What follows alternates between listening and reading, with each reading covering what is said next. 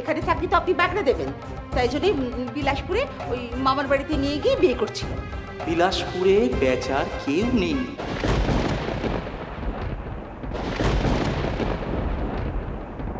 মানে কি বলছেন আপনি? अरे देव बाबू अब आ गए हो?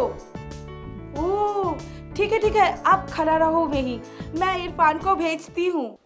কবির মানসপটের এই মেঘ বালিকাদের গহন দেশে হাজির হয়ে যাই আমি, আপনি, হয়তো আমরা সবাই। কিন্তু কারা এই মেঘ বালিকারা? কি বা এদের জীবন? সেটা কি আমাদের জানতে ইচ্ছে করে না? করে। আসুন না, একটু উকি মেরে দেখি ওদের জীবনে।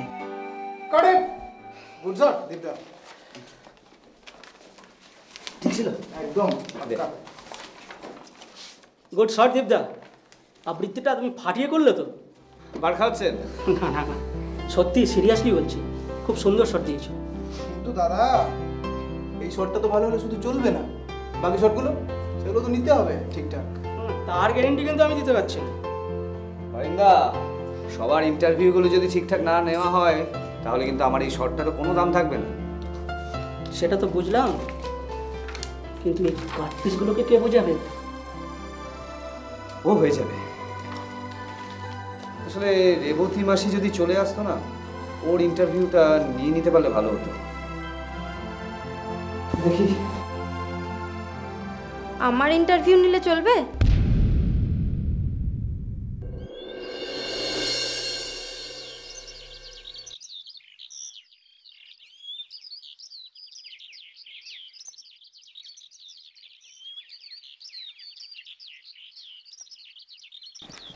ওস্তাদটা যে কি নতুন করে স্কিমবাজি করছে, কিছু শালা মাথায় খুব ঢুকছে না।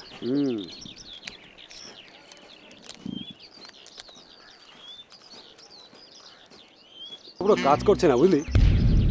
আর সাই হরিদার কথা যদি লেগে যায় তাহলে বাজারে আমাদের আর ভ্যালু থাকবে না রে ফেলু। আমার চমকে কোনো লাভ নেই জানিস তো। তাই নাকি? হ্যাঁ, কারণ বাজারে তোদের শেয়ার পড়ে গেছে। কে বললো তোমাকে? আমি কেন বলবো রে, লোকজনেরা বলে বেড়াচ্ছে। লোকজনেরা কি বলছে? এই শোন না, আমি একটা কথা বলি দেখ, আমার ব্যবসার পেটে না লাথি মেরে না ওই মাঠে গিয়ে জোন খাট, দুটো পয়সার মুখ দেখবি।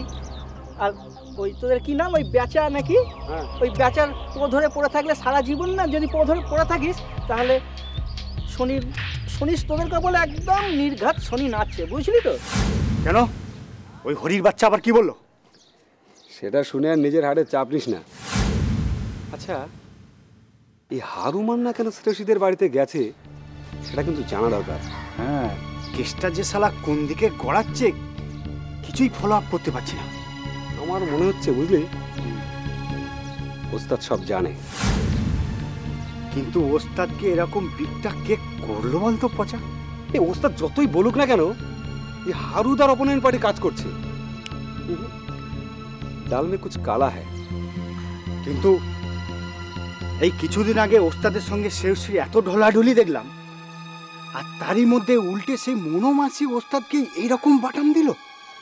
হ্যাঁ ঠিক বলেছিস। কেনই বা মনোমাসি ওস্তাদের কাছে জানতে চাইলো যে শ্রেয়সী কোথায়? হ্যাঁ, আমি কোনো কথাতেই বলছি না, তোমার ছেলেকে আজকে বলতেই হবে শ্রেয়সী কোথায়। লে হালুয়া, শ্রেয়সী কোথায় মানে? কোথায় মানে? সেই কথাটাই তো তোদের ওস্তাদের থেকে জানতে এসেছি, শ্রেয়সী কোথায়। ব্যাপারটা খুব ঘোটালো ব্যাপার রে। কেসটা কি বলতো পচা? কিছু একটা গড়বড় মনে হচ্ছে বুঝলি। পচা কি করা যায় বলতো? হ্যাঁ আচ্ছা ফেলু, হ্যাঁ ওস্তাদকে গিয়ে ভালোভাবে জিজ্ঞেস করলে হয় না? না না বাবা, ওস্তাদ যা কথায় কথায় ফিট হয়ে যাচ্ছে, এর উপরে এইসব বলতে গেলে যদি নতুন করে কোনো ক্যাচাল বেঁধে যায় তখন কি হবে? আর বেশ শালা শোন, এই ফিট হওয়ার পেছনে কোনো একটা গল্প আছে। মানে? আচ্ছা, ওস্তাদ যখন জ্ঞান হারিয়ে ফেললো, হ্যাঁ হ্যাঁ, আমরা ডাক্তার ডেকে আনলাম। হ্যাঁ, ডাক্তার কি বললো? কেমন কেমন দেখলেন ডাক্তারবাবু? চিন্তার কোনো কারণ নেই, তো প্রেশারটা একটু হাই হয়েছে। ডাক্তার কি বলেছিল যে এই ফিট মানে সেটা হওয়ার মতো কিছুই হয়নি। হ্যাঁ ঠিক তো।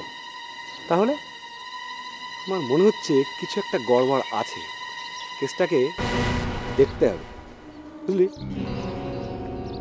ঠিক আছে চল তাহলে ওস্তাদের কাছে। শোন, হ্যাঁ এই কেসটাকে না বেশি দূর গড়াতে দেওয়া যাবে না। ঠিক বলেছিস। তার আগেই আমাদেরকে ব্যাপারটা ভালো করে জানতে হবে।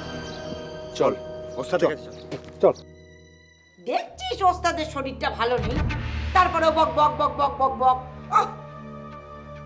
ওস্তাদের না হয় শরীর খারাপ, মাথা ঘুরছে, কিন্তু মাসি তুমি তো ভালো আছো, তুমি তাহলে বলে দাও না। বাবা, তোরা তো দেখি একেবারে পুলিশের চেয়ে আরম্ভ করেছিস। এমন তো না করছিস যেন আমার ছেলে এমন কি করেছে যে তোদের মাথায় একেবারে আকাশ ভেঙে পড়েছে। মনোমাসি বাড়িতে গেছিলে, কি বুঝলে? হ্যাঁ, প্রথমে তো মুখটা একেবারে বেজার করেছিল। আমার কথা কিছু বললো নাকি? তোর কথা বলতে তো একেবারে হ্যাঁ গাজি গাজি করে উঠল। কি গো তুমি, হ্যাঁ একটু মাল্লু ফাল্লু খাইয়ে মুখটা বন্ধ করতে পারলে না? কি? অনেক টাকা দিয়েছি, ওই ফুটো কলসিতে আমি আর জল ঢালতে পারবো না। এমন কথা বলছে যেন নিজের বাপের সেভিংস ভেঙে আমার পেছনে খরচা করছে। যা করছো তো আমার পকেট কেটেই করছো। এই শোন, এটা তুই ঠিক বলেছিস, কিন্তু এটাও তো তোকে দেখতে হবে, যদি ওদিকে পয়সাটা না ঢালতাম তাহলে দীপু শেখরাকে দিয়ে আমার হাতের কয়েকজোড়া চুরি হয়ে যেত। দীপু শেখরা হয়েছে, মাথাটা মরে গেলেও পেছন ছাড়বে না, ঠিক পেছন পেছন ঘুরঘুর করবে আর বলে বেড়াবে, আগো তোমার মা না গয়না বানিয়েছিল, চুরি করেছে, হার করেছে, এটা করেছে, সেটা করেছে, আমার পয়সাগুলো দাও। চুপ কর তো, কি আমার বলে মন মেজাজ ভালো নেই, তারপরে গয়নার দিকে নজর দিচ্ছে। এরপর তো জেল হাজত হলে তো গয়না বেচেই খেতে হবে নাকি? দেখো, আমার যাতে জেল হাজত না হয় তার জন্যই ব্যবস্থাটা করছি। তোমাকেও তো মনোমাসি বাড়িতে পাঠালাম, কাজের কাজ কিছু করেছো নাকি গায়ে হাওয়া লাগিয়ে রিটার্ন ট্রিপ মারলে? ওরে বাবা বেচা, মাম্মিকে কিন্তু এত কাঁচা খিলাড়ি ভাবিস না, সে আমি যা পট্টি পরাবার পরিয়ে দিয়ে এসেছি। মনোমাসি বাড়ি তো গেলে, কাজের কাজ কিছু কি হলো? কি আর হবে, তবে দেখ বেচা, মনো তো ওই বাড়িতে একবার একরকম ভাবে এক ঘরেই হয়ে আছে। তবে মনোকে আমি বুঝিয়ে দিয়েছি যে তার মেয়ে শ্রেয়সীকে হারুমান না নিয়েই ভেগেছে।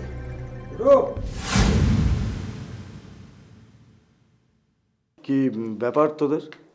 না মানে ওই তোমার সঙ্গে একটু দরকার ছিল। আমার সঙ্গে?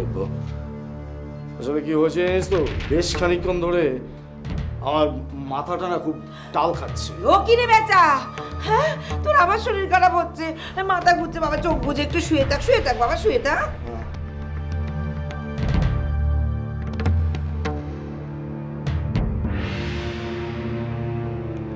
কি রে, তোরা হাঁ করে দাঁড়িয়ে আছিস কেন? দেখছিস না তোদের ওস্তাদের মাথাটা কিরকম ভাবে মনমন মনমন মনমন করে ঘুরছে? যা যা, তোরা এখন যা, বরং পরে আসিস। না মানে মাসি, হয়েছে কি, ওই ওস্তাদের কাছে কয়েকটা ব্যাপার জানবার ছিল। এই কিরম তোরা সাংঘাত রে, হ্যাঁ দেখছিস ওস্তাদের শরীরটা ভালো নেই, তারপরেও বক বক বক বক বক বক। ওস্তাদের না হয় শরীর খারাপ, মাথা ঘুরছে, কিন্তু মাসি তুমি তো ভালো আছো, তুমি তাহলে বলে দাও না। বাবা, তোরা তো দেখি একেবারে পুলিশের চেয়ে আরম্ভ করেছিস। এমন তো না করছিস যেন আমার ছেলে এমন কি করেছে যে তোদের মাথায় একেবারে আকাশ ভেঙে পড়েছে। ওস্তাদ যে কি করছে সেটাই তো ধরতে পারছি না। আমাদের তো পুরো ডাক সাইডে শান্টিং করে রেখেছে। দূর পাগলা, তোদেরকে আমি কখনো কোনো কিছু সাইড করেছি বল দেখি? হ্যাঁ, তাহলে মনোমাসি এসে হঠাৎ তোমার উপরে গরম নিল কেন?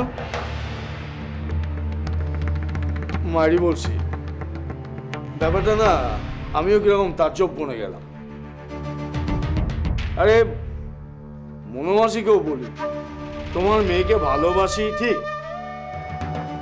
তাই বলে সে তোমার গেলে আমি খেলো না অন্য কোথাও গিয়ে খাবি খেলো, সালা সব খবর আমাকে রাখতে হবে? বল দেখি।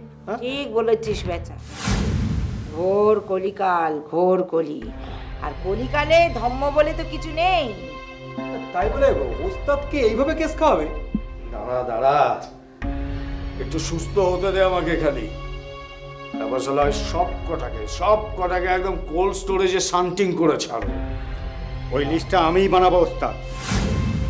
হ্যাঁ, আর ওই লিস্টের প্রথম নাম থাকবে ওই হরিদা। শালার বড্ড পাখনা গজিয়েছে। আজকে পচাকেও তোমার নামে অপমান করেছে। এই হ্যাঁ, কি বলেছে রে? ওসব কথা থাক গুরু, তুমি বরং একটু কাজ মানে একটু রেস্ট নাও, বুঝলে? রেস্ট নাও বলছিস? হ্যাঁ।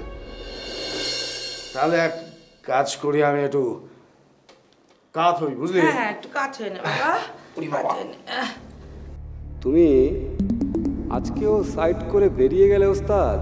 কি রে পচা, চল। হ্যাঁ চল, আসি তাহলে, আসি। হ্যাঁ হ্যাঁ হ্যাঁ আসি, এসো। আসি। রাধে রাধে রাধে রাধে। শুয়ে পড় বেচা, শুয়ে পড়। চীনে চোখ দুটো হয়েছে, কিছুতেই সালা পেছন ছাড়ে না আমার। তুমি কেন বুঝতে চাইছো না যে এখানে একবার পা রাখলে কারোর কোনো স্বাধীনতা থাকে না? আর এই ইরফান ভাই যাকে যখন যা বলবে তা করতেই হবে। আমি তো তোমাকে একবার বললাম আমি কোনো নোংরা কাজ করব না। এখানে কি কেউ ইচ্ছা করে করে? সবই ভাগ্যের পরিহাস। ভাগ্য মেয়েদের সাথে বেইমানি করে। নাও নাও তো শাড়িটা পরে নাও, তা নাহলে ইরফান ভাই যদি এসে দেখে এখনো তুমি রেডি হওনি, তুমি জানো না কি অবস্থা করবে। নাও পরে নাও। করুক, ওর যা খুশি ও তাই করুক, কিন্তু আমি কিছুতেই রেডি হব না। আর এসব ভুলভাল কাজ আমি করব না। তুমি কেন এরকম করছো বোন? তুমি তো জানো ইরফান ভাই কেমন। তুমি দেখলে না সেদিন সিগারেটের ছ্যাঁকা দিয়ে আমাকে কি করলো। तू जाते दिल से सब कुछ बोलिस, इसलिए और इस वक्त को यादगार बनाने के लिए ना, समझा स्मिता, हमाके ई काम करते होगा।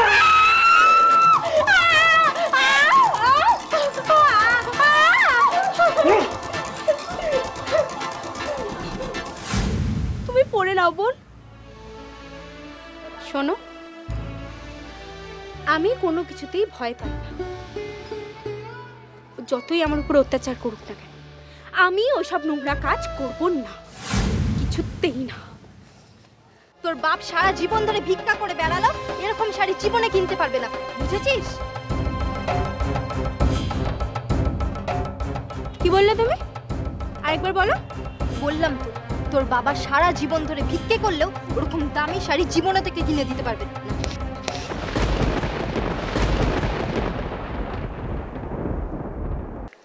কি মহারানী যে এখনো তৈরি হয়নি?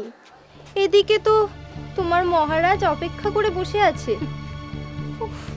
আচ্ছা স্পিতা, তুই কি একটা কাজও ঠিক করে করতে পারিস না? আমি কি করব? তুই কি করবি মানে? ওকে রেডি করবি? আমি তো কখন থেকে বলছি। তুই যে তখন থেকে কি বলছিস সে তো ভালো মতোই বুঝতে পারছি। আরে বাবা, অত মিনমিন করে বললে হবে? জানিস না নরম মাটি পেলে বেড়াল বেশি আছড়ায়।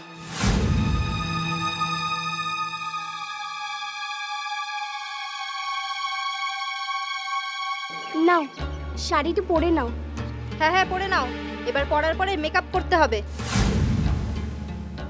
নাও বোন, শাড়িটা পরে নাও। না, আমি তো একবার বললাম আমি এসব নোংরা কাজ করব না।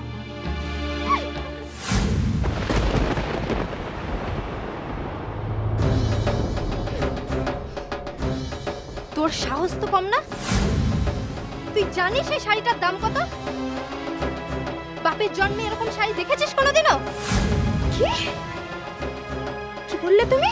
ঠিকই বলেছি, তোর বাপ সারা জীবন ধরে ভিক্ষা করে বেড়ালো, এরকম শাড়ি জীবনে কিনতে পারবে না, বুঝেছিস?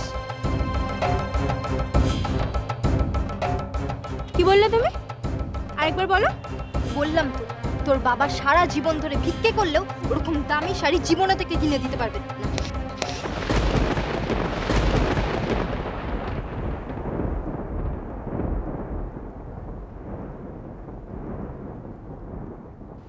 আমার বাবা তুলে কথা বলতে আমি বারণ করেছি, আর যে আমার বাবা তুলে কথা বলবে না তার গালে ঠিক এরকমই চল। তুই আমার গায়ে হাত তুললি, আমার গায়ে? তোর আমি দেখাচ্ছি মজা।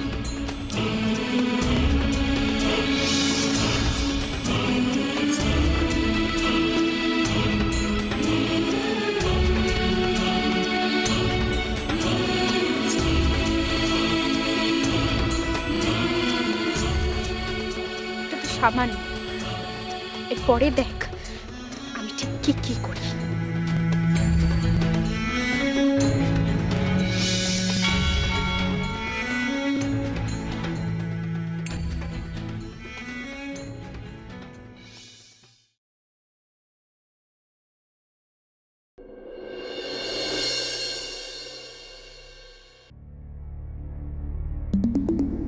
गढ़वाल साहब के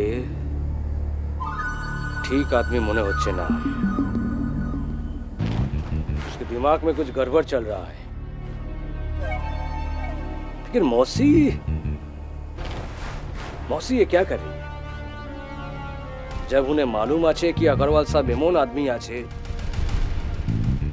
वो तो केने ओर साथे तो पीड़ित करछे। वो हमाके ही सब कुछ संभाल दीते होबे। हम ही सब कुछ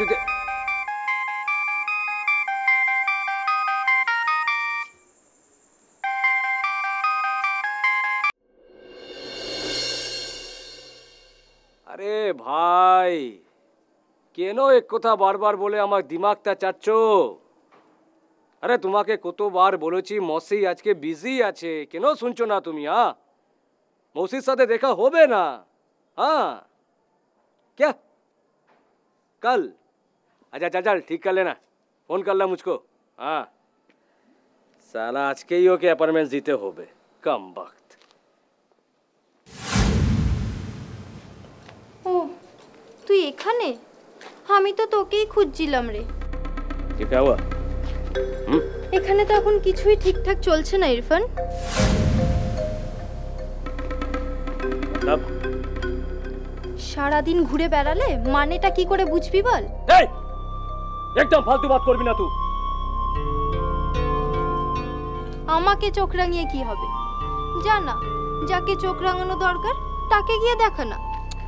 अरे तू क्या कहना चाहती क्या तू? हाँ আমি কিছুই বলছি না, তবে হ্যাঁ একটু পরেই আগরওয়াল সাহেব তোকে সব পরিষ্কার করে বলে দেবে। ये नरगिस, अरे तू काहे इतना घुमा फिरा के बात कर रही है रे? हाँ अरे की হয়েছে বল।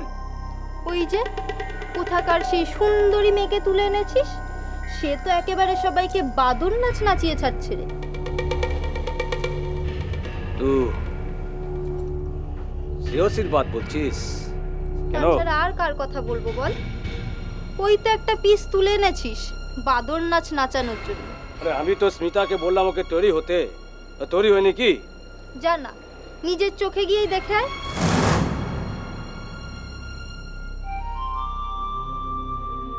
তুমি একটাও মিথ্যে কথা বলবে না মনোরমা, একটাও মিথ্যে কথা বলবে না। তুমি খুব ভালো করে জানতে যে বেচা আর সেওসিকে নিয়ে বিলাসপুর যাচ্ছে না, আর বিলাসপুরে তার কোনো আত্মীয় নেই। বিশ্বাস করো আমি এসব কিছুই জানতাম না। মিথ্যে কথা বলবে না, আমি তোমাকে কোনোভাবে বিশ্বাস করি না। আমার কথা শোনো। শোনো একটা কথা আমি তোমাকে বলে যাচ্ছি, আজকে যদি আমার মেয়ের কোন রকম সর্বনাশ হয়, আমি কিন্তু এ বাড়িতে কাউকে আমি অন্ন গ্রহণ করতে দেব না। আমার কথাটা মনে রেখো, আমার নাম রাধা রমন ভট্টাচার্য।